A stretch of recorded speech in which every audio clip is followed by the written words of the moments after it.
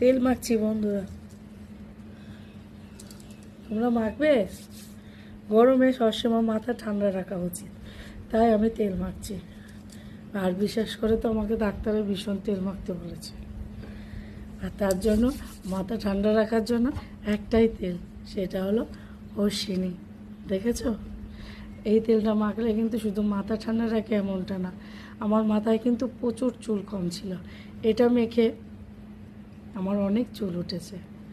বিশ্বাস করো বন্ধুরা, তোমরা কন্টিনিউ, আমি আজকে এই তেলটা মাখছি 3 বছর হয়ে গেছে, তোমরা 2-3 মাস মাখো, দেখো তোমাদের মাথার চুল পড়া বন্ধ হয়ে যাবে।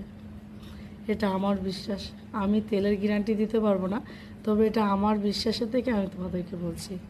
অশ্বিনী তেলটা মেখে দেখতে পারো, কেমন কাজ হয় তারপরে আমাকে জানিও। ভালো দেখো বন্ধুরা।